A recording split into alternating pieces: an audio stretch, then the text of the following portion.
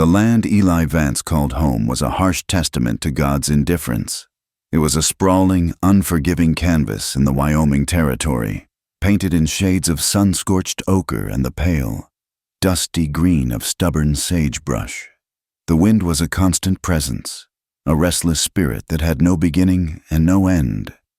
In the summer, it was a hot breath that stole the moisture from a man's lips and carried the grit of the plains into every crack and crevice of his home.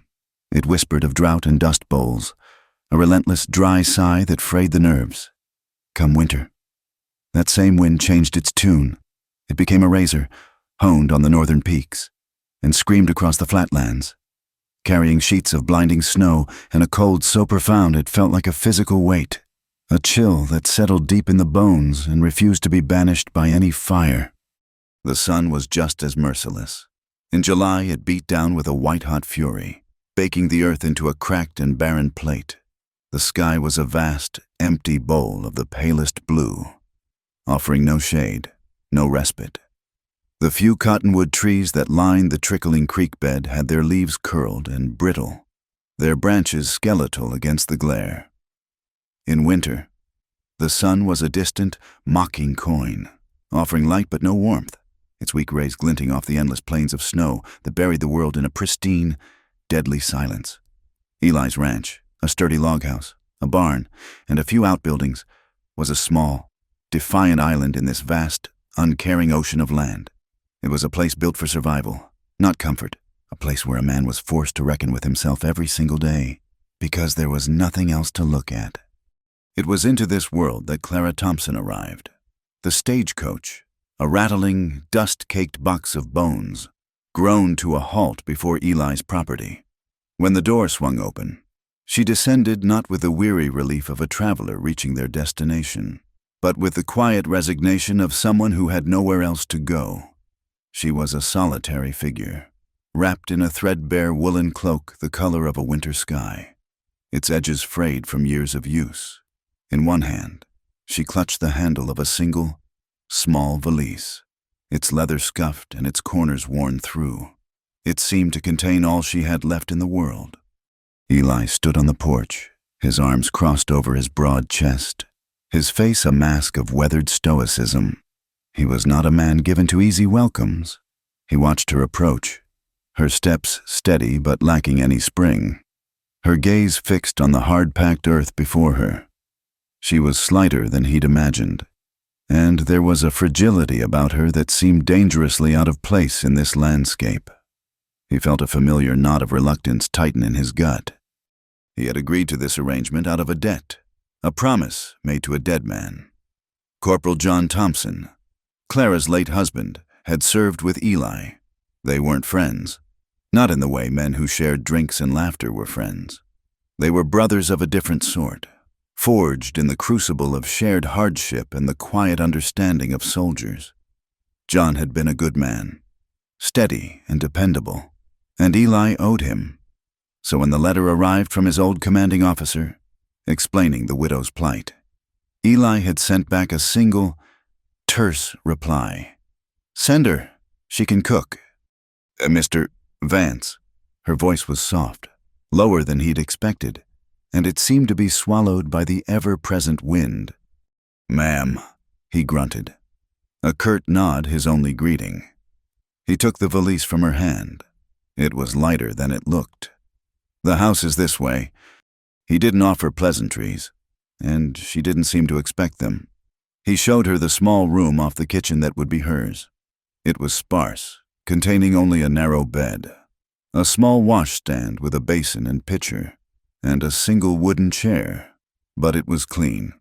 Eli was a man who lived a Spartan life, but not a dirty one. "The kitchen is through here," he said, his voice flat. "I take my meals at sunrise, midday, and sundown. There's flour in the pantry, salted pork in the cellar. The well is out back. You'll manage the rest." "Thank you, Mr. Vance," she said, her eyes not quite meeting his. "I'm grateful for the opportunity." He just nodded again and left her to settle in, the sound of his heavy boots echoing on the wooden floorboards before the heavy silence of the house reclaimed the space. The first days passed in a quiet, methodical rhythm. Clara was a phantom in the house, a whisper of movement and the source of smells that Eli hadn't experienced in years, the scent of baking bread, of hearty stew simmering over the fire, of freshly brewed coffee that cut through the morning chill. She was a tireless worker. Before the sun had even hinted at its arrival, she was up, stoking the fire in the kitchen stove, her movements economical and precise. She cooked, she cleaned. She mended his torn shirts with stitches so small and neat they were nearly invisible. She found a neglected patch of earth behind the house and, with a determination that baffled Eli, began to coax life from the stubborn soil, tending to a small vegetable garden as if it were the most important thing in the world. She did all of this in a profound, almost unnerving silence. She never hummed, never spoke unless spoken to, and her answers were always brief and to the point. Her face, a pale oval framed by dark hair pulled back severely, was a study in serene composure. But Eli, a man accustomed to reading the subtle signs of the land, began to see the cracks in her placid exterior. He saw the way her hands would sometimes still in her lap, her knuckles white as she stared into the middle distance. He saw the flicker of something dark and ancient in her eyes when the fire in the hearth crackled too loudly. A sudden, violent flinch she would quickly suppress. He knew she carried a heavy burden, a story she kept locked away behind a carefully constructed wall of duty and silence. He knew, from the letter, that her husband had died in an Apache raid, that she had witnessed things no woman should ever have to see. He could only guess at the shape of those memories, the screams tangled with the scent of smoke that likely visited her in the dead of night. Eli watched her, at first with a detached curiosity, and then with a slow dawning, grudging respect. He was a man sealed off by his own grief. His wife, Martha, had been taken by a fever 5 years prior. Her death had been a slow, agonizing affair that had hollowed him out, leaving him with a permanent ache in his chest and a deep-seated distrust of attachment. He had loved Martha with a fierce, quiet intensity, and her absence was a chasm in his life that he had long since accepted would never be filled. The house had become a shell, a place to eat and sleep, devoid of the warmth she had once brought to it. Clara's presence was a disruption. The quiet efficiency of her work was a balm. Yet the very fact of her being there, a woman in Martha's kitchen, pricked at him like a thorn. He found himself comparing them, a habit he immediately hated himself for. Martha had been full of life, her laughter echoing off the rafters. Clara was a still, deep pool of sorrow. Yet her quiet strength, her relentless dedication to creating a small pocket of order in his chaotic world, began to work on him. He hadn't realized how much he'd let things slide, how accustomed he'd become to a life of pure function without a hint of comfort. He found a mended curtain he hadn't even noticed was torn. His plate was always hot, his coffee always strong. These were small things, but in a life stripped down to the bare essentials, they felt monumental. He was grateful, but the gratitude was a wary, cautious thing, something he held at arm's length, afraid to let it get too close. The change came with the first great blizzard of the season. It descended upon the plains without warning, a swirling vortex of white that erased the world. The wind howled like a banshee, rattling the very foundations of the house. For 2 days, they were prisoners, the world outside reduced to a terrifying, formless roar. The house grew colder, the fire in the main hearth their only source of significant warmth. On the second evening, the storm reached its peak. Eli had just come in from a perilous trip to the barn to check on the livestock, his coat and beard caked with ice. He stomped the snow from his boots and entered the main room, expecting to find Clara sitting by the fire as she usually did in the evenings, her hands busy with some mending. But the room was dark, save for the dying orange glow of the embers in the hearth. The oil in the lamp had run out. For a moment, he thought she had already retired to her cold room. Then he heard it, a sound so small it was almost lost in the fury of the wind. A choked, hitching sob. His eyes adjusted to the gloom, and he saw her, She was huddled on the hearth rug, her arms wrapped around her knees, her face buried in her skirts. Her shoulders were shaking with silent, racking grief. Eli stood frozen in the doorway, a helpless intruder on a private agony. His first instinct was to retreat, to grant her the privacy she so fiercely guarded. But something held him fast. In that small, huddled figure, he saw not just the widow of his comrade, but a reflection of his own profound loneliness, his own unspent grief. The wall he had built around his heart, brick by painful brick, seemed to crumble a little in that moment.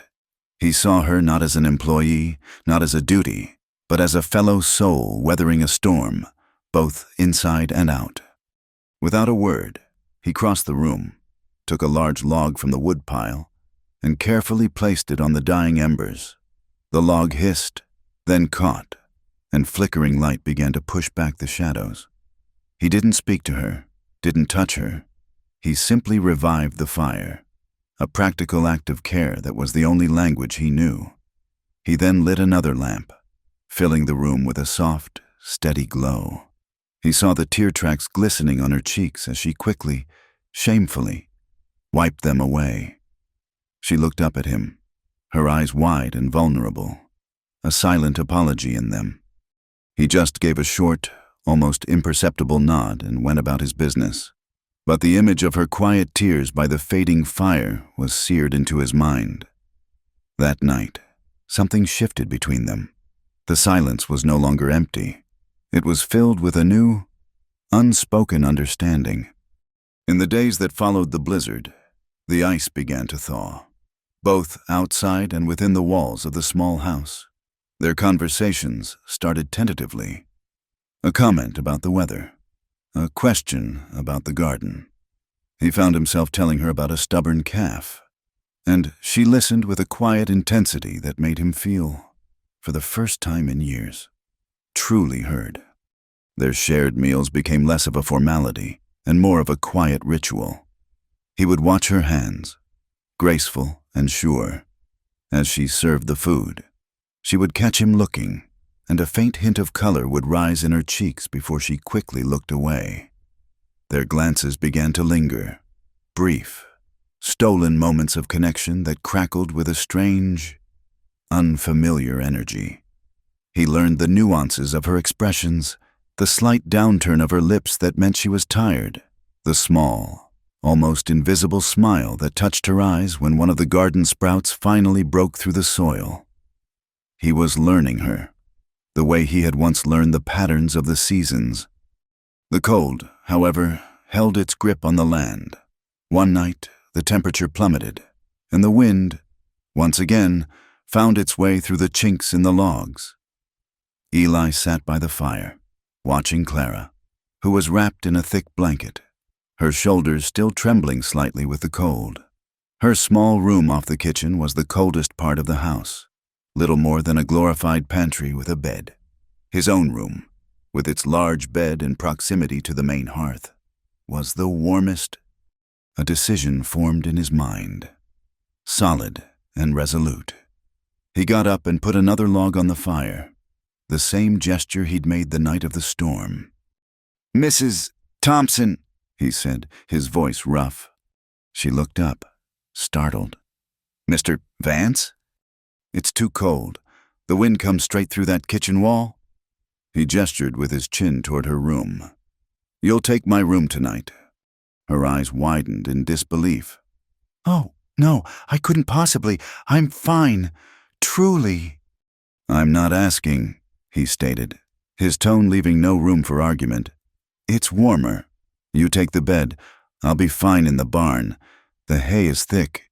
He framed it as a matter of pure logic, a practical solution to a practical problem, stripping it of any sentiment.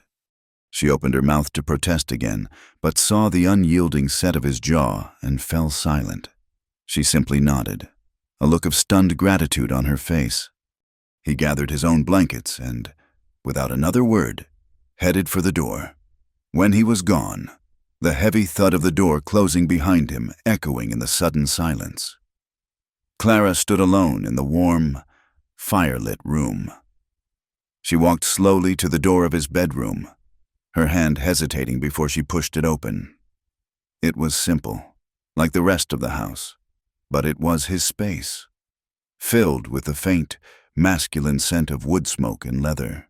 The large bed was covered with a thick patchwork quilt, worn and faded. She stood there for a long time, the warmth of the room seeping into her chilled body. But it was not the physical warmth that brought the tears to her eyes. It was the gesture, an act of profound, unexpected kindness from this gruff, solitary man. It was a kindness she thought had been extinguished from the world, a gentleness she had forgotten could exist.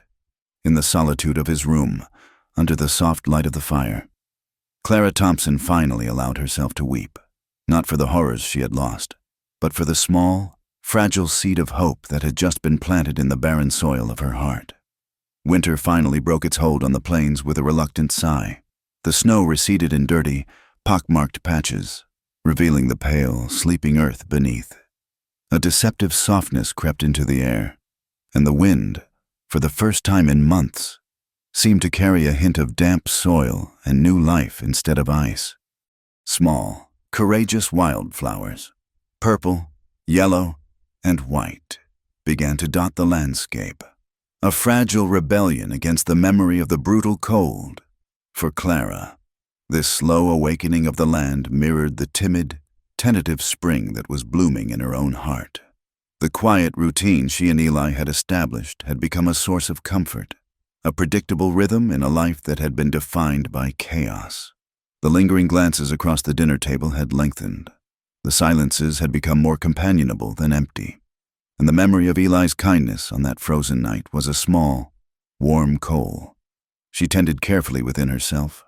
The hard shell of her grief had not vanished, but she could feel the first, tender shoots of something new and fragile pushing up through the cracks. This delicate peace was shattered on a bright morning in late April. Eli was out near the corral, mending a fence post, the rhythmic thud of his hammer the only sound in the vast stillness. He saw the buckboard first, a dark speck on the horizon, kicking up a trail of dust as it bounced along the rough track leading to the ranch. It wasn't the stagecoach, and visitors were a rarity bordering on an omen. He straightened up, wiping a bead of sweat from his brow with the back of his hand. His eyes narrowed in suspicion. As the wagon drew closer, he saw it was driven by a hired hand from town, and in the passenger seat sat a woman.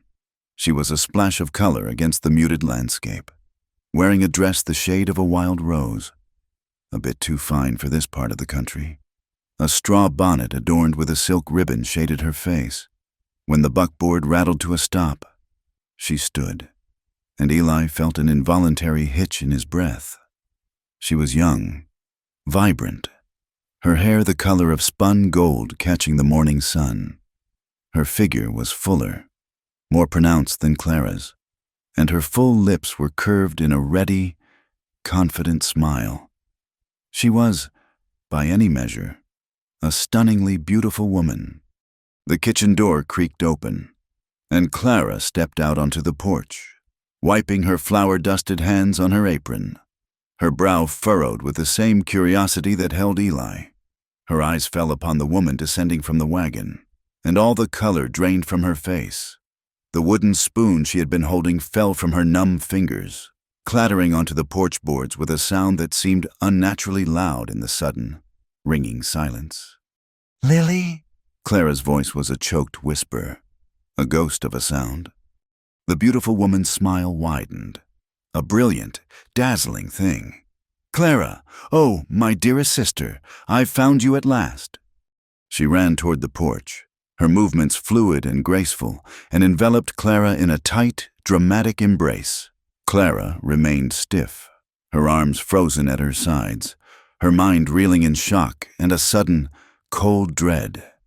Lily was here, the one person in the world who knew all her secrets, all her weaknesses, the one person she had hoped never to see again.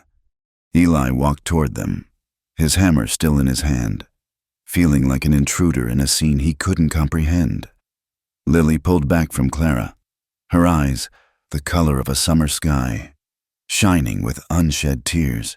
Then she turned her gaze on Eli, and the full force of her charm was like a physical blow. "You must be Mr. Vance," she said, her voice a low, melodious purr. "Clara wrote of your kindness. I am Lily, her younger sister. I owe you a debt of gratitude I can never repay for taking her in." She extended a delicate, gloved hand. Eli, flustered, shifted the hammer to his other hand and awkwardly took hers. Her grip was surprisingly firm, her skin soft. "Ma'am," he managed, feeling clumsy and uncouth in her presence.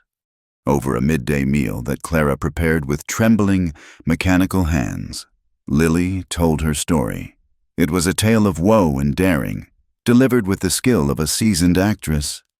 She spoke of their father's death, the subsequent poverty, and how she had been forced into a marriage with a wealthy, cruel old man from St. Louis, a man who had treated her like a possession, a bird in a gilded cage.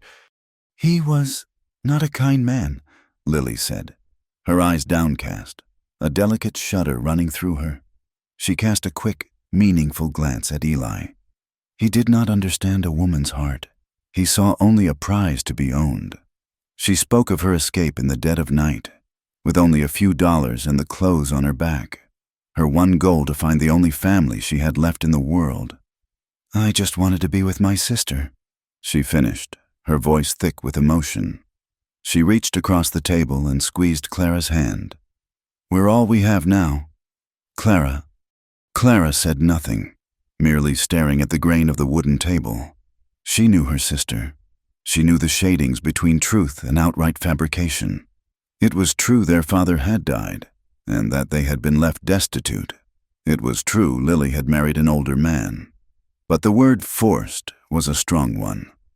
Clara remembered Lily's letters, filled with descriptions of silks and parties, of a life of ease she had always craved. The escape, the desperation, it felt like a performance. But to challenge it, to question her, would be to expose them both, to lay their family's painful history bare before this man who had offered Clara a sanctuary. So she remained silent, a prisoner of her own past and her gratitude. Eli, however, a straightforward man who took people at their word, was completely taken in. He saw a brave young woman who had escaped a terrible fate. His protective instincts, long dormant, were stirred. He looked at Lily's tear-streaked face, at her beauty and her apparent vulnerability, and his heart went out to her. "You are welcome here, Miss Lily," he said, his voice gruffer than he intended. "You can stay as long as you need. Family should be together." Lily's smile was radiant. "Thank you, Mr. Vance. You are a truly good man." Her gaze lingered on him, a moment too long, filled with an admiration that was both flattering and deeply unsettling. Lily's arrival transformed the quiet cabin. It was suddenly filled with her laughter, a bright, musical sound that seemed to chase the shadows from the corners.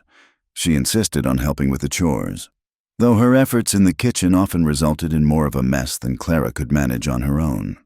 And she would always defer to Eli, asking for his help with a flirtatious helplessness that was entirely foreign to Clara's quiet competence. She began to orbit Eli, a beautiful, vibrant moon pulled into the gravity of his stoic sun. She quickly learned the art of pleasing him. She would listen, rapt, as he spoke of his plans for the ranch, her eyes wide with an interest that made his simple words sound like profound wisdom.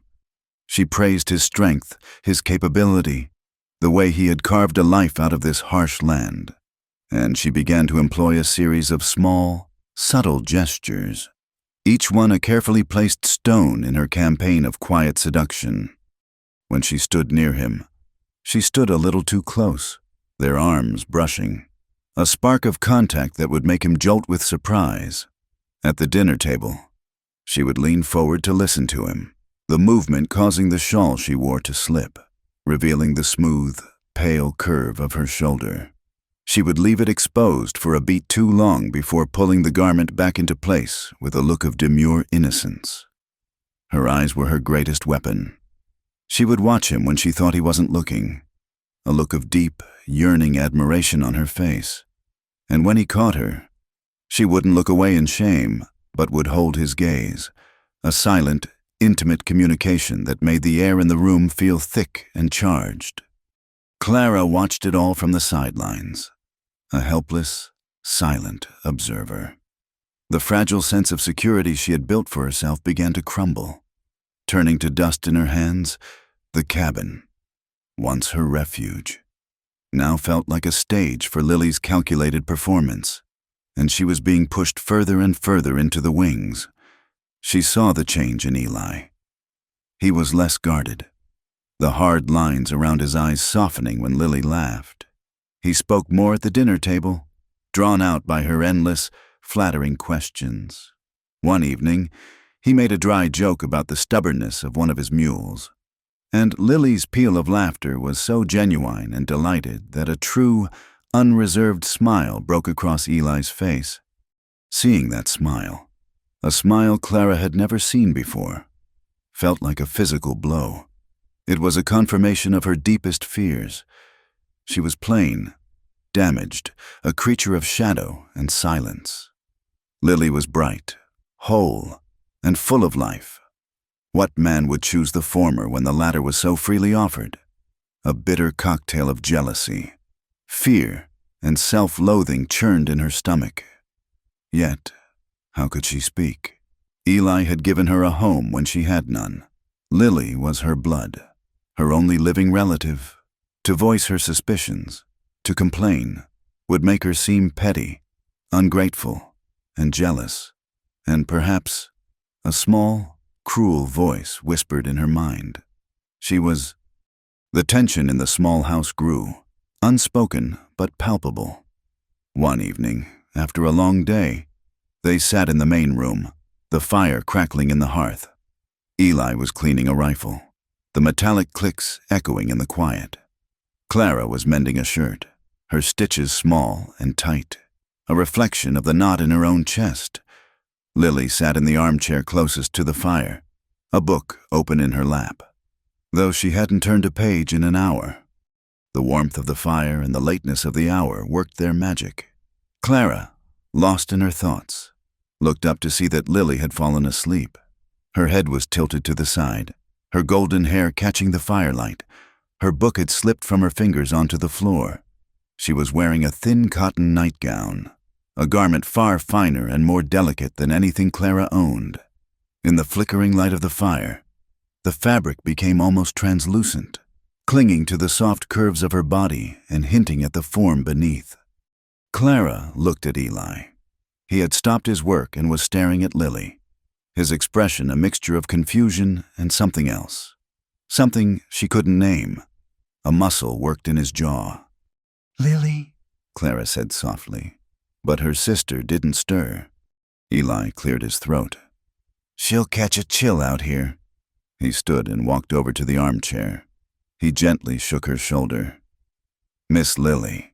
Lily murmured something unintelligible and snuggled deeper into the chair, turning slightly, the movement causing the thin strap of her nightgown to slip from her shoulder. Eli's hand recoiled as if burned. He looked over at Clara, his face flushed, a look of desperate helplessness in his eyes. He was trapped. To leave her there was unkind. To touch her felt like a transgression. With a sigh of resignation, he made his decision. He bent down and, with a startling gentleness, slid one arm under her knees and the other behind her back. He lifted her as easily as if she were a child. As he straightened, Lily's head lolled back against his shoulder, and she let out a soft, contented sigh in her sleep. Eli stood there for a moment, frozen, holding this warm, breathing, beautiful woman in his arms.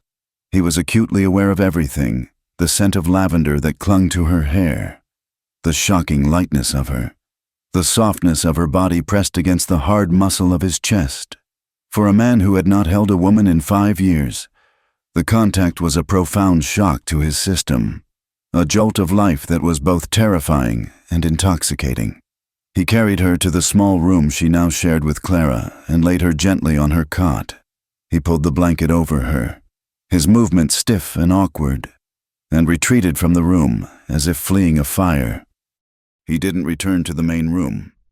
Clara heard his heavy boots on the porch, and then the sound of the barn door groaning open and shut. He was restless, tormented, and he had chosen the solitude of the barn over the suffocating intimacy of the house. Clara sat alone by the fire, her mending forgotten in her lap, the needle still poised in the fabric, and felt a coldness that had nothing to do with the temperature of the room. The next day, Lily sought Eli out in the barn where he was sharpening an axe. She carried a cup of coffee, her expression one of sisterly concern. "Mr. Vance, can I speak with you for a moment?" she asked, her voice low and confidential. "I worry about Clara." Eli stopped his work, wary. "She seems fine to me." "She's strong, I know," Lily agreed, placing the coffee cup on a nearby crate. "But that fire, what she went through, it burned something out of her. The joy, the spark. She keeps everything locked away so tightly." She looked up at him, her blue eyes filled with a manufactured sadness. "Sometimes I think she's forgotten how to feel anything at all." She let that sink in before continuing, her voice dropping to a near whisper. "I remember seeing you in town, years ago, when we were just girls. You were buying supplies with your father. You were so strong, so serious. Even then, I always admired that. A man who knew his own mind." She took a small step closer. "My sister is a good woman, a good, dutiful woman, but she doesn't understand a man like you. She doesn't understand a man's needs, or a woman's true desires." She said the last words with a soft, breathy emphasis, a shared secret passing between them. She was painting Clara as a frigid, broken thing, and herself as the vibrant, understanding alternative. She was offering him a taste of what he'd been missing. The final, decisive blow came a few nights later. Eli had managed to trade for a small sack of oranges, a rare luxury. After dinner, he sat on the porch, peeling one, the sharp, citrus scent cutting through the cool evening air. Lily came and sat on the steps near his feet, chattering about nothing in particular. Clara remained in the doorway, watching them, feeling 1,000 miles away. Eli offered a slice of the orange to Lily. She took it, her fingers brushing against his. She ate it slowly, her eyes on his face. When she was done, she smiled, a slow, knowing, and deeply intimate smile. It was a smile that spoke of shared secrets and future promises, and Eli, caught in the spell of her beauty and the warmth of the evening, smiled back. It was not a broad smile, just a small, private turning of his lips. But it was a smile of collusion, a smile that acknowledged the current flowing between them, a smile that, for the first time, locked Clara completely out. She saw it, and the last of the fragile hope within her withered and died. It was done. She was the gray bird, and the vibrant golden songbird had claimed the territory. Without a sound, she stepped back from the doorway, retreating into the shadows of the house. From that moment on, she began to disappear. She took her meals in the kitchen before they sat down to eat. She spoke only when necessary, in clipped, empty phrases. She filled her days with relentless work, building a wall of chores and exhaustion around herself, a fortress of solitude in the middle of the house that was no longer a home. The act of surrender was a quiet one, made without a single word of protest or explanation. The morning after, she saw the shared smile between Eli and her sister. Clara gathered her few belongings from the small room she shared with Lily. She took her spare dress, her brush, and the small, worn Bible that had belonged to her mother. She carried them not to the main house, but across the dusty yard to the barn. The air inside was thick with the sweet, dry scent of hay and the warm, animal smell of the horses. She climbed the rickety ladder to the hayloft, a cavern of golden light and dancing dust motes. Here, in the quiet solitude, she made her new bed, a hollow in the hay, lined with a spare horse blanket. When Lily asked, her voice laced with a theatrical concern, Clara's answer was simple and practical. "The room is too small for two. Lily, you need your space. I'm comfortable here. It's warm enough." It was a lie, and they both knew it. It was a formal, unspoken abdication. Clara was ceding the house, the kitchen, the hearth, the heart of the home, to her sister. She was retreating to the periphery, becoming an outsider in the very place she had started to feel safe. She was drawing a line, not in the dirt, but in the very structure of their lives.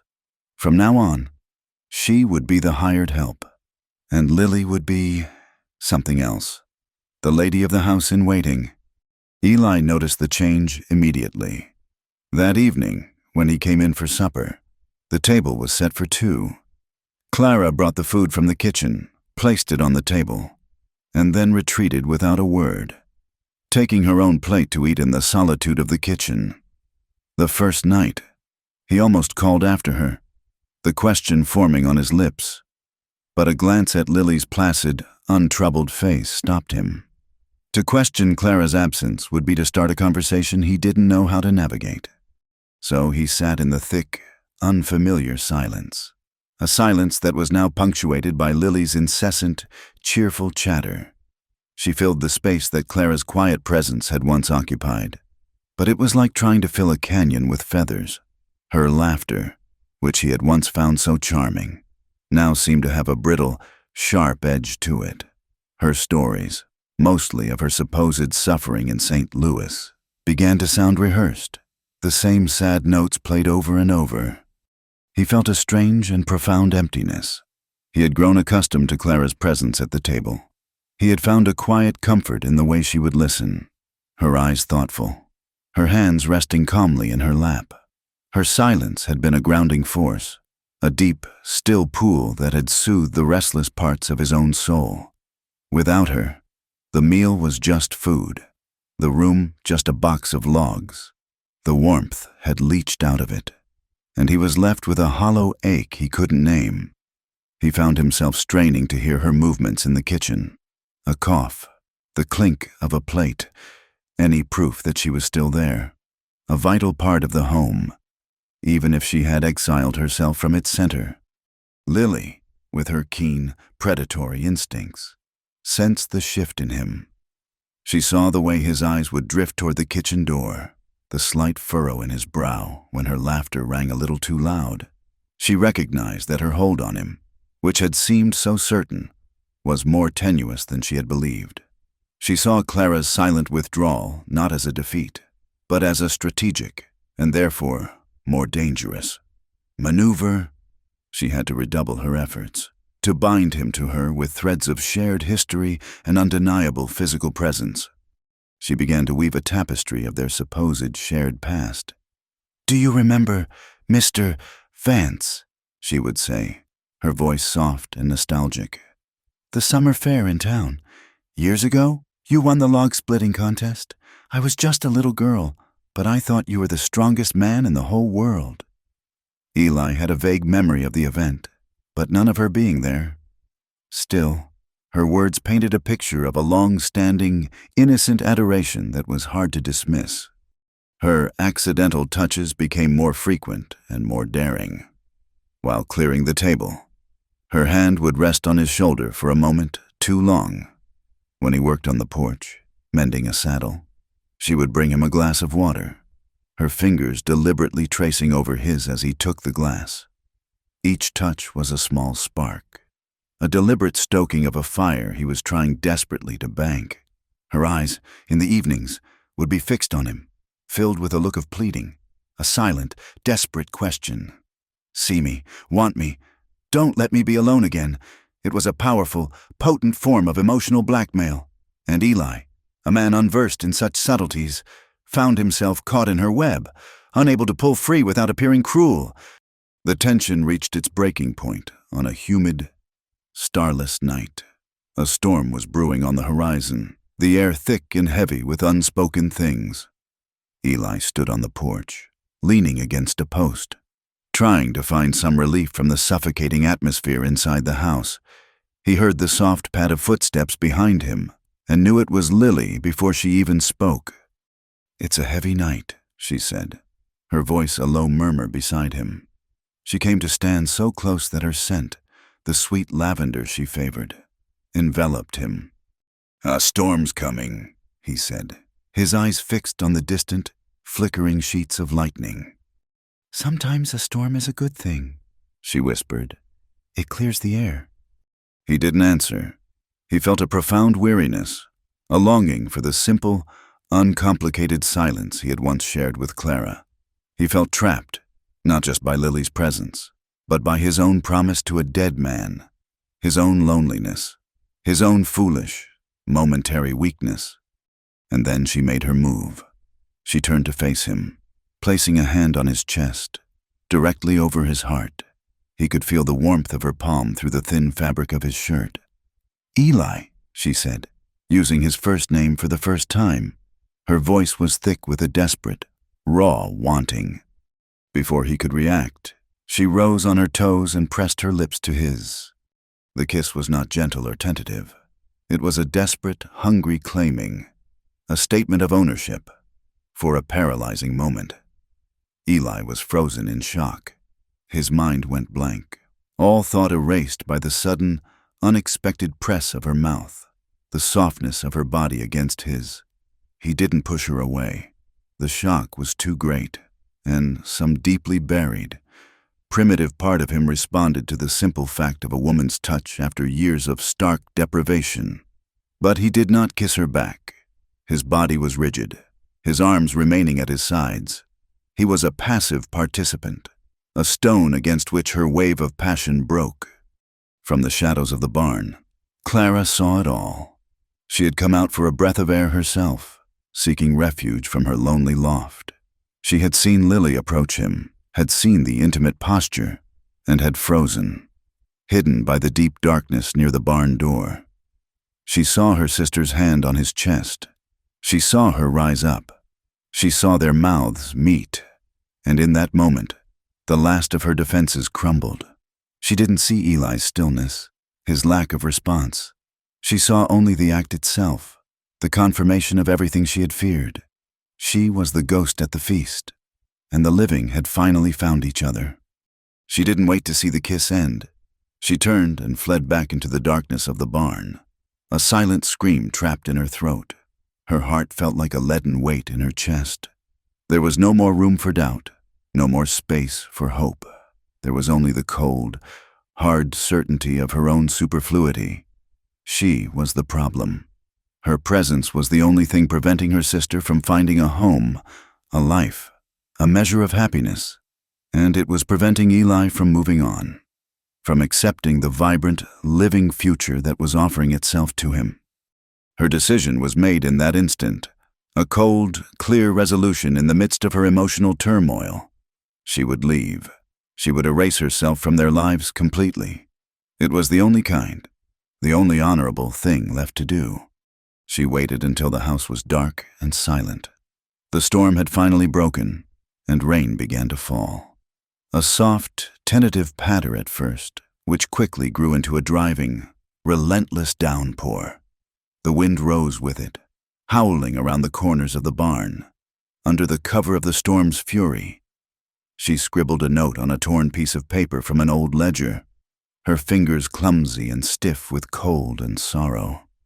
She crept across the yard, the mud sucking at her worn boots, and slipped the note under the main house door. Then she returned to the barn. She moved with a grim, determined purpose, saddling old Bess, the gentlest and most reliable of Eli's horses. Her hands shook as she tightened the cinch, but her will was firm. She led the horse out into the lashing rain and, with a surge of effort, pulled herself into the saddle.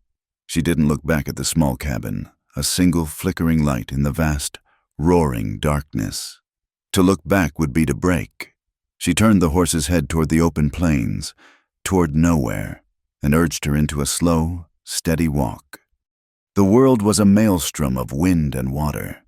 Rain sluiced down, blinding her, plastering her thin dress to her skin and chilling her to the bone. The trail was already turning into a slick, treacherous river of mud.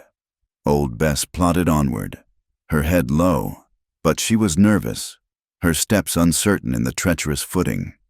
Far off in the distance, a sound rose above the shriek of the wind, a long, mournful howl, answered by another, wolves. The sound, which had once been a familiar part of the plain's nightly chorus, now sent a spear of pure terror through her. She was alone, exposed, a single, fragile life in a vast, indifferent wilderness that was suddenly filled with teeth. Panicked, she urged the horse faster, her desperation overriding her caution. It was a fatal mistake. As they navigated a shallow, rain-swollen gully, the horse's hoof slipped on a slick, unseen rock. The mare went down with a terrified scream. Throwing Clara from the saddle, she landed hard, a blinding, sickening explosion of pain erupting in her left leg. A sharp, cracking sound, like a dry branch snapping, echoed in her own ears. She tried to push herself up, but a wave of white-hot agony shot from her ankle to her hip, and she collapsed back into the mud with a strangled cry, the world dissolving into a dizzying vortex of pain and darkness. She lay there, half-conscious, the cold rain washing over her, her leg twisted at an unnatural angle beneath her, the howling of the wolves sounding closer now. Much, much closer. Back at the ranch, Eli had found the note. He had returned to the house after Lily's kiss, feeling dazed and disoriented.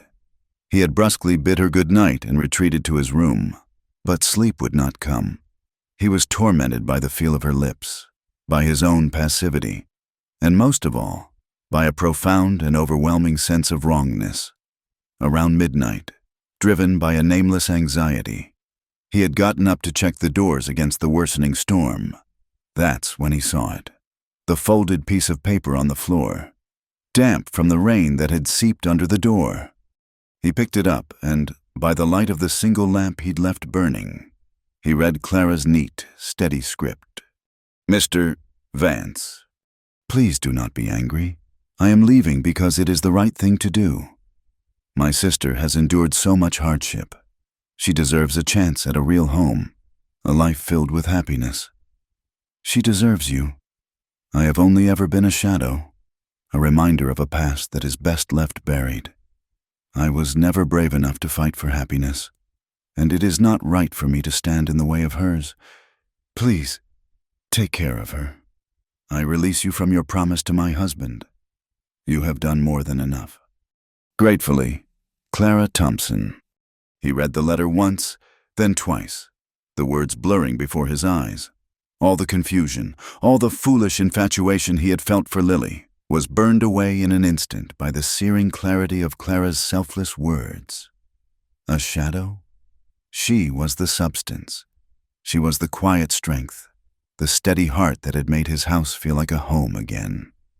Lily was the shadow, a flickering, insubstantial thing that offered only a fleeting illusion of warmth. A cold, terrifying dread seized him, colder than any winter wind. He hadn't been trapped by a promise. He had been blessed by her presence. He didn't want what he'd missed. He wanted the quiet, profound peace he had found with her. And he had, through his own foolish blindness, driven her out into a deadly storm. Clara! Her name tore from his throat, a raw, desperate sound. He grabbed his heaviest coat and his rifle, his mind racing. The storm, the wolves. He burst from the house, his heart pounding a frantic, terrifying rhythm against his ribs. He ran to the barn, his boots slipping in the mud, praying he was wrong. But the open stall and the missing saddle confirmed his worst fears. She was gone, out there, alone and unprotected. And at that moment, with a certainty that was as absolute and undeniable as the ground beneath his feet, Eli Vance knew that he wasn't just afraid of losing her. He knew that he loved her. There was no thought, only a primal, gut-wrenching terror. Eli plunged into the roaring darkness. His world narrowed to the swaying circle of light cast by the lantern in his hand. The rain was a solid, vertical wall of water, and the wind tore at him like a physical beast, trying to rip the coat from his back and the breath from his lungs.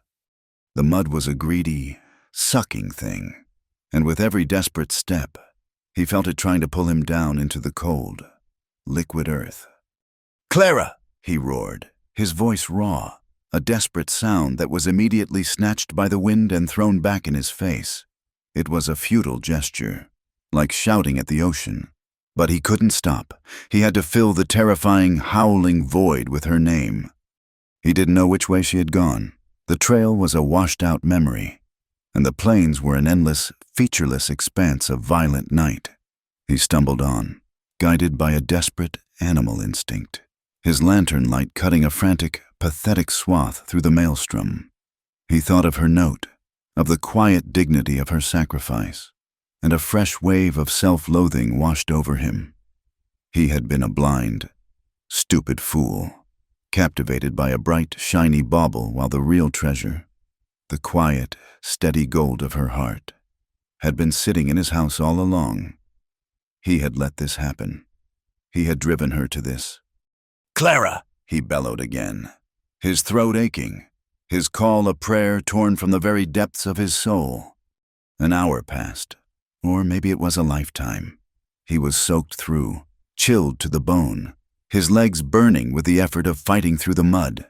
Despair, a cold and creeping thing, was beginning to settle in his heart. Then, the lantern light caught something. Not a track, but a deeper disturbance in the mud, a place where the earth was churned and broken. He lunged toward it and saw the downed shape of the horse. It was old Bess, her leg bent at a terrible angle, her breathing a shallow, pained wheeze. She was alive, but only just. A spear of ice shot through Eli's heart. He raised the lantern higher, its light dancing wildly in the wind, and scanned the surrounding ground. And then he saw her. She was a few yards away, a small, dark shape huddled in a pool of water and mud. She looked like a broken doll, discarded and forgotten. Her face was deathly pale, her dark hair plastered to her skin, her thin dress soaked and torn. One of her legs was twisted beneath her at an angle that made his stomach clench. For one horrifying, eternal second, he thought she was dead. He dropped to his knees beside her, his hands trembling so violently he could barely hold the lantern steady. He pressed two shaking fingers to her neck, and then he felt it.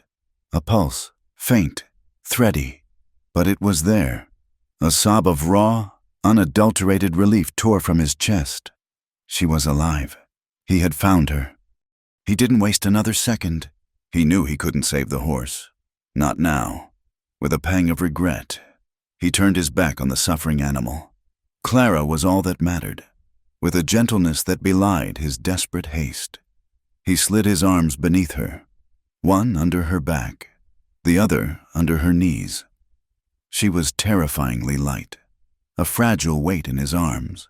She moaned softly as he lifted her, a small, wounded sound that cut him to the quick. "I've got you, Clara," he whispered, his voice thick and broken. "I've got you. I'm taking you home." The journey back was a new kind of hell. Carrying her was a slow, agonizing process. Every step was a battle against the mud and the wind. He shielded her body with his own, turning his back to the worst of the gale, the lantern swinging precariously from his wrist. He could feel the unnatural angle of her broken leg, and every jolt of his movement sent a fresh wave of guilt through him. He focused on the light back at the house, a tiny, distant star of hope in the overwhelming darkness. He fixed his eyes on it, his single point of navigation, and plodded onward, his muscles screaming, his lungs burning, his heart pounding with a desperate prayer. The light in the cabin window grew brighter, and he finally staggered into the yard, his strength all but gone. He kicked the door open and stumbled inside, the wind and rain sweeping in with him. Lily was standing by the fire, her arms wrapped around herself, her face a mask of pale anxiety. When she saw him, saw the mud-caked, unconscious woman in his arms, her eyes widened in shock. All the artifice, all the calculated charm, fell away from her face, leaving behind a raw, stunned horror. She saw not the object of her rivalry, but her sister, broken and possibly dying. And she saw the look on Eli's face, a look of such fierce, protective, and agonizing love that it struck her with the force of a physical blow. "Get blankets," Eli rasped, his voice a raw command, "and hot water, now." He carried Clara to his own room, to the large, warm bed, and laid her down with an almost reverent tenderness. The next few hours were a blur of grim, focused activity. Lily, her own fear and shock pushed aside by the urgency of the moment, became a silent, efficient assistant, bringing him water, bandages, and whatever else he demanded. With a grim set to his jaw, Eli cut away the sodden dress from Clara's injured leg. The sight of it made even him, a man accustomed to the harsh realities of life, flinch. The bone had snapped cleanly above the ankle, and the area was already swelling to a grotesque size. He knew what he had to do. Taking a deep breath, he took hold of her foot and, with a swift, powerful pull, set the bone. A single sharp cry of agony tore from Clara's unconscious lips, a sound that would haunt his dreams for years to come. He worked quickly, his hands, usually so rough and calloused from ranch work, moving with a surprising deftness as he bound the leg in crude but sturdy splints. He cleaned the cuts and scrapes that covered her body and gently washed the mud from her face and hair. For the next 3 days and nights, Eli did not leave her side. He sat in a chair by the bed, a sentinel watching over a fragile flame. He spooned warm broth between her lips, bathed her feverish forehead with cool cloths, and kept the fire in the hearth burning bright and steady. He slept in fits and starts, his head nodding against his chest, but any sound from her, any restless movement, would bring him instantly awake. Lily watched it all from the doorway, a silent, invisible witness. She saw a man she did not recognize. The stoic, sometimes gruff rancher was gone, replaced by this man of infinite patience and profound tenderness. She watched him smooth the hair back from Clara's forehead, his touch as gentle as a whisper. She heard him murmur to her in her fevered state, his voice low and soothing, telling her she was safe, that he was there, and in those long, quiet hours of watching, Lily felt something inside her shift and break. All her life, she had seen love as a game, a contest of wits and charms, a prize to be won through cleverness and beauty. What she was witnessing now was not a game. It was something elemental, something as fierce and real as the storm that had almost killed her sister. She looked at Eli's exhausted, haggard face, at the raw devotion in his eyes as he gazed at Clara, and she finally understood. She had never been in the running. Her beauty, her flirtations, her carefully crafted stories, they were all just shadows, pale imitations of this solid, unwavering reality. For the first time, she felt not the sting of thwarted ambition, but the deep, hollow ache of true loneliness. She was the ghost at this feast, the shadow of desire, and the pain of that realization was sharper and more real than anything she had ever felt before. On the 4th morning, the fever broke. Clara's eyes fluttered open. The room was dim, the only light coming from the low fire in the hearth. For a moment, she was completely disoriented, her mind a fog of pain and fever dreams. Then she saw him, asleep in the chair beside her, his head slumped forward, his face etched with exhaustion. Memory came rushing back, the storm, the fall, the howling of the wolves. A wave of shame washed over her. She had been a fool, a burden. She tried to push herself up, but a sharp pain in her leg made her cry out. Eli was awake in an instant, his eyes clearing as he focused on her. "Clara," he breathed, his voice rough with sleep and relief. "You're awake." I'm sorry," she whispered, her voice weak and raspy. "The horse." "Hush now," he said, his voice gentle. "Don't you worry about any of that. Just rest." He reached for a cup of water on the bedside table and helped her take a small sip. She looked at him, at the dark circles under his eyes, the days of stubble on his jaw, and her heart ached with a mixture of gratitude and despair. She had made such a mess of things. She tried to pull her hand away, to retreat back into the shell of her own unworthiness, but he held it fast. And then he did something that stunned her into silence. He slid from the chair onto his knees on the floor beside her bed. He was a large man, and the gesture of kneeling made him seem suddenly vulnerable, his head now level with hers. He held her hand in both of his calloused thumb gently stroking her knuckles. He looked directly into her eyes, and all the walls he had ever built around his heart seemed to have crumbled to dust. His gaze was raw, open, and filled with a desperate, fearful honesty. "Clara," he began, his voice low and thick with emotion. "When I read that note, when I thought I'd lost you out there—" He stopped, swallowing hard. "All my life, I've been afraid of feeling anything again, afraid of losing it. But I was wrong. The only thing to be afraid of is never feeling it at all." He lifted her hand to his lips and pressed a soft, trembling kiss against her skin. "Lily told me, she spoke of a man's needs, of tasting what I'd missed." He shook his head, a look of profound clarity in his eyes.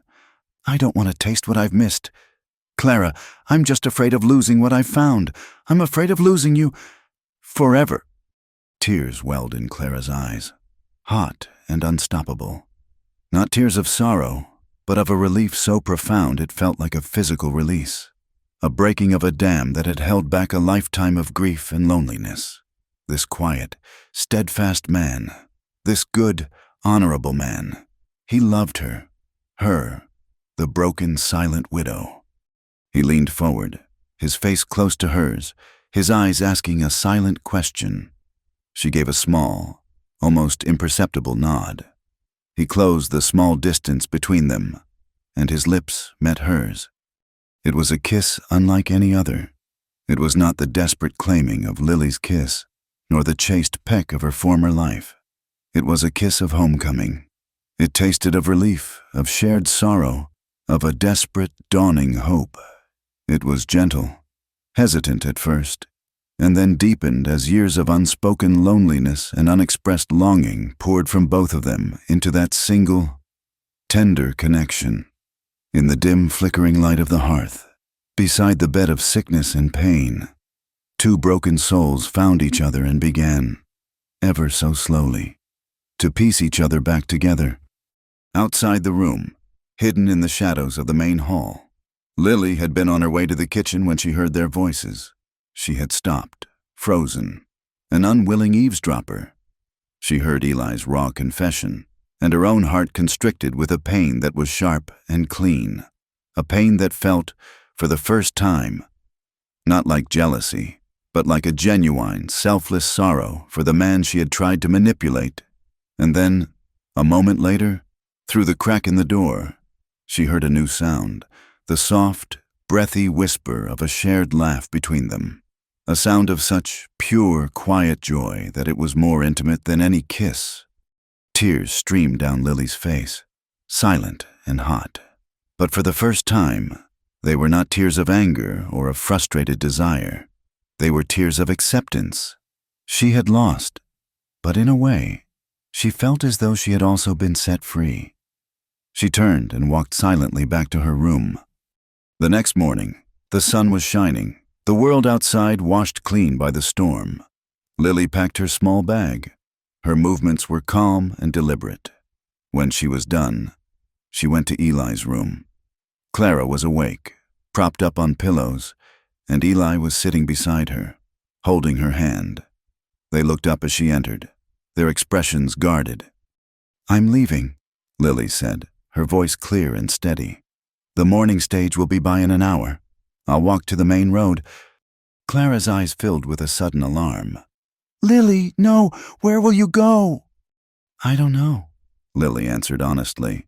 "But I can't stay here. This is your home." She looked at both of them, a sad, genuine smile on her lips. "I hope you'll be happy." She turned to leave, but Clara's voice stopped her. "Wait." Lily turned back. "Don't go," Clara said, her voice pleading. She reached out her free hand toward her sister. "Please, all those years, after Father died, I let myself forget. I pushed it all away. But you're all I have left. You are my blood. Lily, you are a part of the memory I thought I'd lost." Lily stared at her sister's outstretched hand, her own eyes filling with tears again. All the lies, all the manipulation, all the rivalry seemed to melt away, leaving only this fundamental, undeniable truth. They were sisters. Eli, who had been watching this exchange in a state of stunned silence, felt a wave of something new and unfamiliar. He looked at Clara, his heart overflowing with love for her compassion. He looked at Lily, at her newfound humility and her genuine pain. He saw two women, both wounded, both in their own way survivors. He stood up and walked around the bed. He reached out and gently took Lily's arm, leading her closer to the bed, until she stood beside Clara. Then, he did something that surprised them both. He placed one hand on Clara's shoulder, and the other on Lily's. The contact was gentle, a benediction. He looked from one sister to the other, his face filled with a deep, weary wisdom. "None of us are whole," he said, his voice low and steady. "We're all broken in our own ways, chasing things we think we want, running from things we're afraid to feel." He took a deep breath. "I don't know what the world will say, and right now, I don't much care. But this house, this land, it's big enough. We can be a family, if we build it together." The weeks that followed Clara's recovery unfolded into a new and delicate season of their lives, a quiet autumn of healing that settled over the ranch. The unspoken question of Lily's departure was never raised again. Her presence simply became a new, immutable fact, another part of the landscape. Like the creek or the cottonwoods, a new rhythm established itself, a three-part harmony that was as natural and unforced as breathing. Clara, with her leg now healed, though she would always walk with a slight, almost imperceptible limp, reclaimed her domain in the kitchen, but it was a different kind of rule. The frantic, defensive energy of her work was gone, replaced by a quiet, joyful creativity. She baked bread that filled the small cabin with a scent of profound comfort. She made stews that were rich and hearty, and she hummed soft, forgotten melodies as she worked. The kitchen was no longer her fortress of solitude. It was the warm, beating heart of their home. Lily, in a transformation that was nothing short of miraculous, discovered a passion for the earth. The small, neglected garden patch that had been Clara's first project became Lily's sanctuary. She worked with a fierce, joyful energy. Her fine dresses replaced by practical denim and simple cotton blouses. Her hands, once soft and pale, became tanned and calloused, her nails rimmed with the rich, dark soil. She coaxed an astonishing life from the stubborn ground, producing vibrant rows of beans, squash, and tomatoes, and planting wildflowers along the fence line until the stark ranch house was fringed with a riot of color. She found a peace in the dirt that all the silks and parties of St. Louis had never given her. And Eli worked. He mended the fences that winter had weakened. His hammer blows a steady, percussive beat that was the soundtrack to their days. He began to build a new, larger corral, his movements sure and strong, a man finally at peace with his own life, in his own skin. He was building not just for himself, but for them. He was expanding the borders of their small world, making it stronger, more secure. They lived as a family with no name. The exact nature of their relationship was a delicate, unspoken thing. Eli and Clara were the quiet center. Theirs was a love built not on fiery passion, but on a deep, bedrock foundation of shared sorrow, mutual respect, and a profound, healing tenderness. A stolen glance across the dinner table, the way his hand would find hers as they sat on the porch in the evenings, the soft, private murmur of their voices after Lily had gone to bed. These were the quiet testaments to their bond. The relationship between Eli and Lily was one of a surprising, easy friendship. The last vestiges of her flirtatious artifice had been burned away by the fire of Clara's accident, replaced by a genuine, teasing affection. She would needle him about his stoicism, and he would respond with a dry, rare wit that always made her laugh. He came to see her not as a temptation, but as a source of light and life in the house. And she, in turn, saw him not as a prize to be won, but as a good, strong man who made her sister happy. And between the sisters, a new bond was forged, stronger than the one that had been broken by years of hardship and jealousy. They would work together in the kitchen, shelling peas or canning tomatoes, their conversation a low, easy murmur of shared memories and future plans. Lily's laughter would often draw a true, soft smile from Clara, and Clara's quiet strength became a grounding force for Lily's more volatile nature. They were finally, truly, sisters. In the evenings, they would often sit together on the porch, the two women in chairs, Eli on the top step, his back resting against a post. They would watch the sunset, painting the vast, empty sky in shades of orange and violet. They rarely spoke, but the silence was a comfortable, shared blanket, a testament to the peace they had found. In these moments, they were not two sisters and a man, or a lover and his beloved and her sister. They were simply three people, three hearts that had been broken in different ways, that had, against all odds, learned to beat in a gentle, synchronous rhythm. But their small island of peace was not, and could not be, truly isolated. The world existed beyond their fence line, and the world had rules. It had expectations, and it had a long, unforgiving memory. The talk began in trickles, then became a steady, poisonous stream. Eli was the first to encounter it on his weekly supply run to the small town that served the surrounding ranches. He noticed the way conversations would halt when he entered the general store, the way the women would pull their children a little closer, their faces tight with disapproval.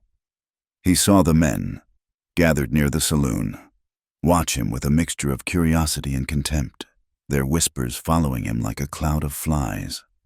The arrival of the circuit preacher, Reverend Miller, brought the simmering judgment to a boil. Miller was a tall, gaunt man with eyes that seemed to be permanently narrowed in righteous scrutiny. He arrived one Sunday afternoon, his buggy kicking up a cloud of dust, his visit framed as a routine check on the spiritual welfare of his scattered flock. He sat in their main room, a cup of Clara's tea held stiffly in his hand, his gaze sweeping over the clean, orderly home. He made the requisite pleasantries, asking after Clara's leg and complimenting Lily on the flowers she had placed in a jar on the mantel. But the undercurrent of his true purpose was impossible to miss. "It is a blessing to see you so well recovered, Mrs. Thompson," he began, his voice a dry, reedy instrument. "And for you to be reunited with your sister, family is a gift from the Lord." "We feel very blessed, Reverend," Clara said softly, her hands clasped in her lap. The Reverend's eyes shifted to Eli. "And it is a testament to your Christian charity, Mr. Vance, that you have opened your home to these two women in their time of need." "I did what any man would do," Eli said, his voice flat. He did not like this man, did not like the way his eyes seemed to be taking inventory of their souls. Reverend Miller took a slow sip of his tea. "Indeed. However, the town is talking. People are concerned." He set the cup down with a delicate click. "It is an unusual arrangement. Mr. Vance, two unmarried sisters, living under the roof of a single man. It invites speculation. It is a threat to the moral fabric of our small community." Lily, who had been sitting in stony silence, spoke up, her voice sharp. "We are a family, Reverend. We take care of each other. Is that against the Lord's will?" The preacher's thin lips tightened. He fixed Lily with a cold, appraising stare. "The Lord's will is for us to avoid the very appearance of sin, young lady, a woman of your evident charms, living in such close quarters with a man to whom she is not wed. It is a temptation that lesser souls might not be able to resist." The insult was clear, the implication hanging in the air like a foul odor. He was calling her a harlot, a temptress. Eli's hands clenched into fists at his sides, a low growl rumbling in his chest. The Reverend turned his attention to Clara. "And you, Mrs. Thompson, as the elder sister, and a widow who should be a model of piety, it is your duty to guide your sister away from the path of impropriety. To allow this situation to continue suggests a weakness of character, a failure of moral duty." Clara flinched as if he had struck her. In a few carefully chosen words, the preacher had articulated the town's verdict. Lily was the seductress. Clara was the weak-willed accomplice. And Eli, by silent implication, was the lecherous, indecent man who was taking advantage of them both. The visit ended soon after, leaving a chill in the house that no fire could dispel. The preacher's words had given the town's gossip the weight of moral authority. The whispers became open accusations. On his next trip to town, a group of children pointed at Lily, who had accompanied him, and one of them shouted the word Jezebel. An older woman, Mrs. Gable, the wife of the general store owner, cornered Clara by the flour barrels. "You should be ashamed," she hissed, her face pinched with vicarious outrage. "Letting your own sister carry on like that, you bring disgrace upon your late husband's memory." The world was shrinking around them, the invisible walls of judgment closing in. They began to feel like prisoners on their own land, their trips to town becoming grim, necessary ordeals. The easy peace they had cultivated was now tinged with a constant, low-grade anxiety, the fear of the next cold stare, the next whispered insult. The breaking point came on a moonless night in late summer. They were inside, the lamp casting a warm, golden glow over the room. Clara was reading from her Bible, her voice a soft, soothing murmur. Lily was mending one of Eli's shirts, and Eli was carving a small wooden bird, the shavings falling in a neat pile at his feet. For a moment, it was possible to forget the ugliness of the outside world, to believe that this small circle of light was all that existed. The first sound was a sharp, percussive crack against the outside wall of the cabin, like a gunshot. All three of them froze, their heads snapping up. "What was that?" Lily whispered, her eyes wide. "Coyotes, maybe," Eli said, though he didn't believe it. He stood up slowly, his body tense. Then came another sound, louder this time, the unmistakable sound of shattering glass. A rock, the size of a man's fist, crashed through the window, showering the floor with glittering shards. It landed with a heavy thud near the hearth. Clara screamed, a short, terrified sound. Lily dropped the shirt and jumped to her feet. From the darkness outside, they heard a man's drunken laughter, followed by a chorus of jeers. "Come on out, Vance," a voice slurred. "Share the wealth." Eli's face was a thundercloud of black rage. He strode to the door and grabbed the rifle he kept mounted beside it. "No, Eli, don't!" Clara cried, grabbing his arm. "They're drunk. It will only make it worse." They heard another sound, a wet, splashing noise against the front door, followed by the scuff of boots and more laughter as the men ran off into the night. A heavy, chemical smell, the smell of fresh paint, began to seep into the room. For a long moment, they stood in shocked silence, the only sounds the ticking of the clock and the frantic beating of their own hearts. Finally, with a grim, determined look on his face, Eli unbolted the door and pulled it open.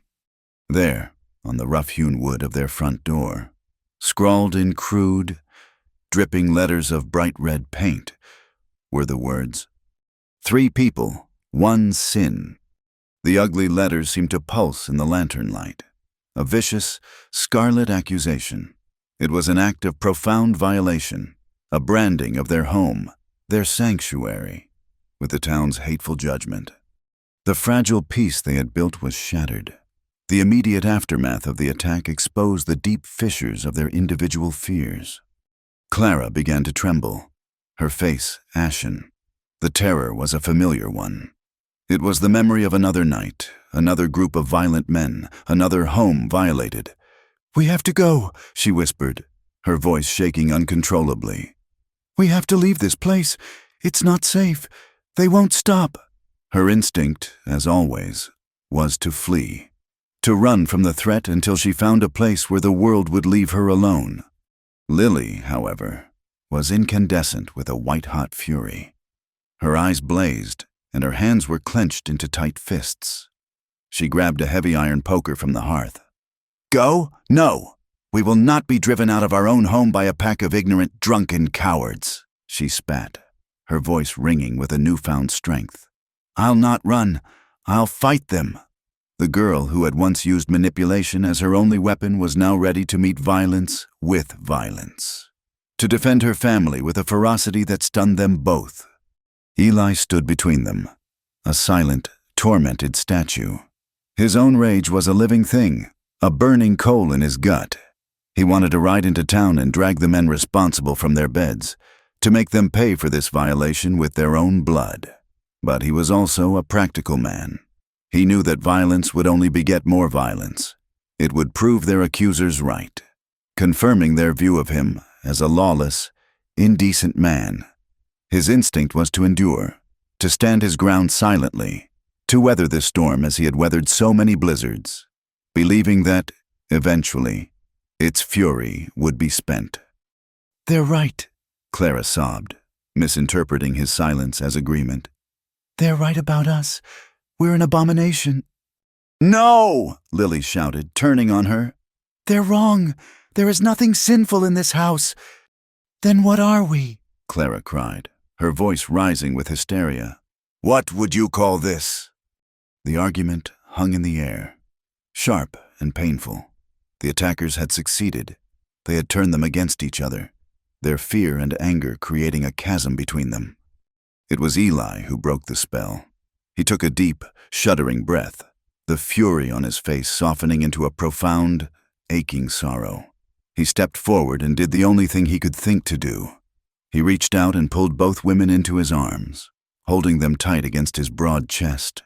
Clara sobbed against his shoulder, and Lily, after a moment of rigid resistance, sagged against him, the poker falling from her hand with a clatter. He held them like that for a long time, the three of them a small, tight knot of shared pain and fear, until their trembling began to subside. He wasn't just holding them, he was holding their fragile family together.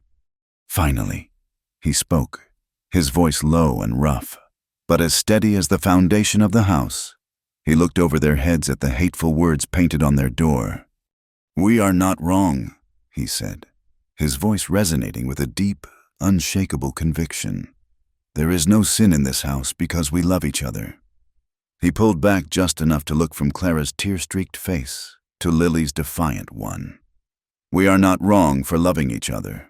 The world is wrong. The world is wrong for not being big enough or kind enough, for a love that doesn't fit into its small, neat boxes." Eli's words hung in the air of the violated room, a declaration of intent that was as solid and real as the log walls around them. In the stark, painted light of dawn, they looked at the ugly red words on their door not as a final verdict, but as a challenge. The fear and anger of the previous night had not been extinguished, but it had been forged by Eli's conviction into something new, a quiet, unified resolve. They would not run. They would not fight with fists or fury. They would fight with the truth of their lives. The decision was made without a formal vote. It was a shared look, a collective nod of three heads. The next morning, Eli did not try to scrub or paint over the hateful words. He left them there, a stark and silent testament to the ugliness they faced.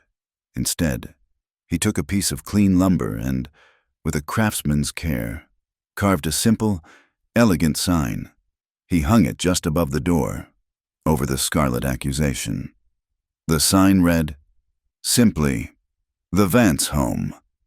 It was a quiet, defiant act of naming, a claim of ownership not just of the property, but of their identity. It was Clara who conceived of the first offensive, an act of such audacious, gentle bravery that it left both Lily and Eli momentarily speechless. "We will host a Sunday dinner," she announced, her voice calm and steady as she kneaded bread dough, her movements sure and rhythmic. "After the reverend service, we will invite everyone." "Clara, are you mad?" Lily exclaimed, looking up from the seed catalogs she was studying. "They'll tear us to pieces. They'll throw the food in our faces." "Let them," Clara said, her focus never leaving the dough. "We will offer them our bread. We will meet their hatred with hospitality. We will not hide in the shadows and let them define who we are. We will show them." And so, the following Saturday, Eli rode into town with a stack of carefully penned invitations. He did not hand them out with apology or explanation. He delivered them with a quiet, formal dignity, meeting the stunned and suspicious gazes of his neighbors without flinching. Most of the invitations were met with cold silence or a curt, dismissive shake of the head, but he left one at every homestead, an undeniable offer of peace. On Sunday, the cabin was filled with the scents of roasting chicken, baking bread, and simmering vegetables from Lily's garden. The table was extended with planks and laid with Clara's best mended tablecloth. Lily had filled jars with wildflowers, their vibrant colors a stark contrast to the grim mood of anticipation. They expected no one.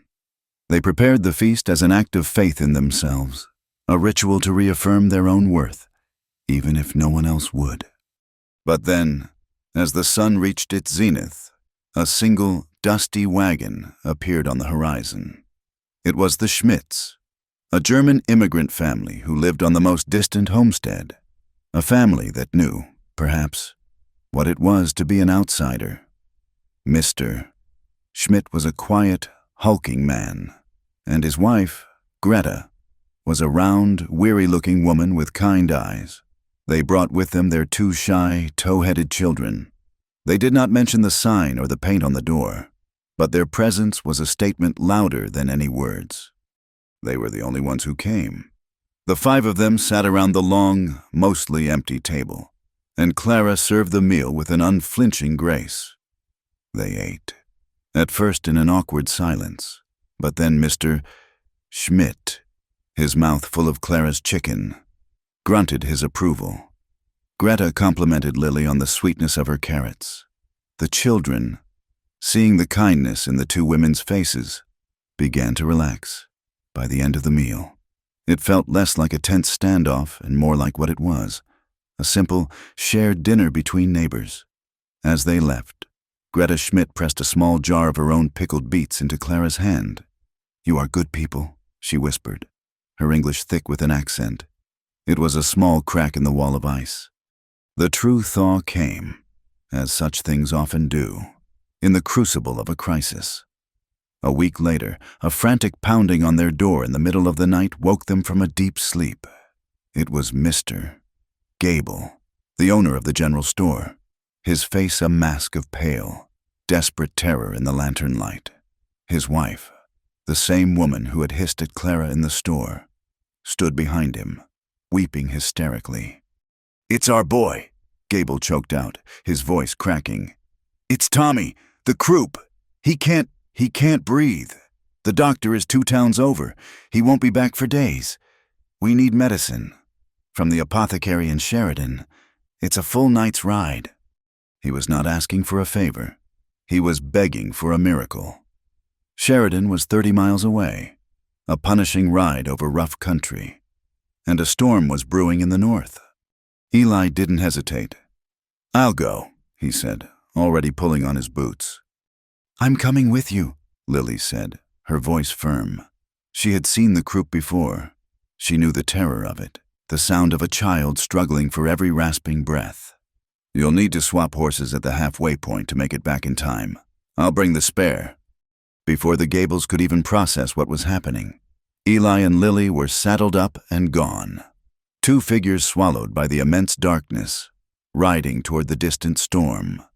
Mr. Gable started to stammer his thanks, his eyes wide with a dawning, shame-faced gratitude, but Clara cut him off. "There's no time for that," she said, her voice calm and authoritative. She was already gathering blankets and a kettle. "Bring your boy here. The air is warmer by the hearth. Your cabin has too many drafts." The Gables, their own judgment and prejudice completely obliterated by their parental terror, did as they were told. They brought their small, wheezing son into the Vance home, the same home they had scorned, and laid him in a makeshift bed Clara had prepared by the fire. For the rest of the long, terrifying night, Clara was a figure of quiet, absolute competence. She boiled water, creating a cloud of steam to ease the boy's constricted airway. She brewed a tea of horehound and mullein from her own small stock of herbs. She bathed his hot forehead with cool cloths, her touch gentle, her voice a constant, soothing murmur. Mrs. Gable, who had once looked at her with such contempt, now clung to her hand, her own fear so great she could do nothing but weep. Clara was no longer the weak-willed widow. She was an angel of mercy, a beacon of calm in their storm of fear. Just after dawn, as the storm finally broke and the rain began to fall, Eli and Lily returned. They were mud-spattered, their faces gray with exhaustion, but in Eli's saddlebag was a small, precious bottle of medicine. They administered the dose, and then the four adults stood in a silent, prayerful vigil around the small boy. An hour later, the change was unmistakable. The boy's breathing, while still ragged, was deeper. The terrible, barking cough had subsided. He had fallen into a true, healing sleep. Mrs. Gable let out a sob, this one not of fear, but of overwhelming, gut-wrenching relief. She looked from Clara's weary face to Lily's, to Eli's. I don't know how to thank you," she stammered, tears of gratitude and shame streaming down her face. "We were wrong. We were so wrong about all of you." Word of that night spread through the community faster than a prairie fire. It was a story that could not be twisted by gossip or malice. It was a simple, undeniable truth. When a child's life was on the line, the strange family at the Vance homestead had not hesitated. They had ridden into a storm. They had opened their home. They had given their skill and their compassion without a moment's thought for the judgment that had been heaped upon them. The change was not instantaneous, but it was profound. The cold stares in town began to be replaced by hesitant, respectful nods. One afternoon, a young ranch hand, a boy who had likely been part of the drunken mob, appeared at their door, his hat clutched in his hands. He didn't say a word. He just laid a string of freshly caught trout on the porch step and fled. It was an apology. Slowly, tentatively, people began to visit. Greta Schmidt came again, this time for a cup of tea and a long chat with Clara about her garden. Another neighbor, a widower named Peterson, stopped by to ask Eli's advice on a sick calf and stayed for a piece of Lily's apple pie, declaring it the best he'd ever tasted. He left with a bouquet of Lily's flowers for his own empty home. They were small gestures, but they were the beginning of a new chapter. The community was not just accepting them, it was beginning to embrace them. The most poignant moment of validation came on a bright, clear morning in early fall. A young couple, barely out of their teens, rode up to the ranch. They were planning to be married by the circuit preacher next week, and the boy, shy and earnest, asked if Eli, who was known to have a steady hand, would do him the honor of giving him his wedding haircut. As Eli worked on the porch, the clippers making a soft, snipping sound, the young couple looked around at the peaceful homestead, at Lily, tending her vibrant flowers, and Clara, humming as she hung laundry on the line, the young bride-to-be, her face filled with a simple, honest wonder, said, "Folks used to say strange things about this place, but it seems to me you've got it all figured out." She looked at her fiancé, her eyes shining with love. "They say a family is a man and a wife, but looking at you all, well, it seems to me that as long as you love each other, it don't matter if you're 3 people or just 1. It's still a family." Her words, so simple and so profound, struck a chord deep within Eli. He finished the haircut in a thoughtful silence. That night, after the work was done and the dishes were cleared, he knew what he had to do. He lit a candle and placed it in the center of the dinner table, its single flame pushing back the evening shadows. He asked Clara and Lily to sit. They looked at him, their faces questioning in the soft, flickering light. He didn't sit down. He stood at the head of the table and placed one hand on Clara's shoulder and the other on Lily's. He looked from one woman to the other, his heart so full he felt it might burst. "We've been through a fire," he began, his voice low and rough with emotion. "All of us. And we've come out the other side. This place, this house, it's not just made of logs and nails anymore. It's made of us." He looked at Clara, his eyes filled with a love that was as deep and steady as the earth itself. "Clara, you are the heart of this home. You are my peace, my quiet harbor. You taught me how to feel again." Then he turned to Lily, a gentle, affectionate smile touching his lips. "And Lily, you are the fire. You are the laughter and the light. You taught us how to stand up and fight, not with anger, but with joy." He took a deep breath, his hands tightening slightly on their shoulders. "The world has its laws. It has its preachers and its pieces of paper that tell you what a family is supposed to be. I don't have one of those to offer you. All I have is my heart and my life." He looked from one to the other, his gaze encompassing them both. "I'm asking you, not by the laws of men, but by the truth of our own hearts. Will you be my family? Will you let me spend the rest of my days taking care of you, loving you both? Will you marry me, all of us, right here, right now?" Tears were streaming down both women's faces, glistening in the candlelight.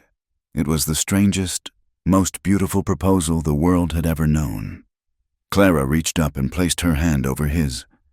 Lily did the same, and in the quiet, candlelit room, with no witness but the whispering wind outside, they said yes. The story ends, but their life goes on. It ends on an evening much like any other. The sun is a great molten ball of orange, sinking below the horizon, setting the vast, empty plains on fire with its last, glorious light. The three of them are sitting on the front porch. Eli is on the steps, leaning back against the post, whittling a new piece of wood. Clara is in her rocking chair, a blanket over her lap, her hand resting on his shoulder. Lily sits on the porch swing, pushing herself gently back and forth, humming a soft tune, a basket of late-season flowers at her feet. There is a comfortable, profound peace between them.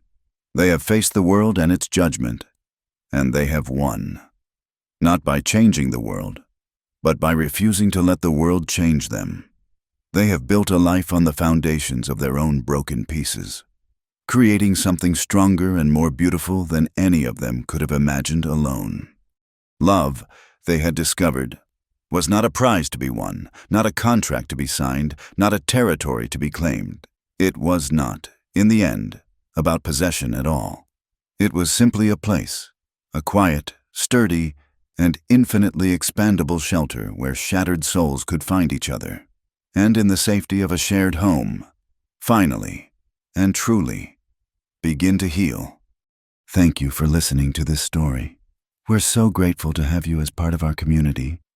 Let us know in the comments where you're listening from today so we can all connect. And if you enjoyed this tale, please consider subscribing to the From Wild West channel and sharing your thoughts.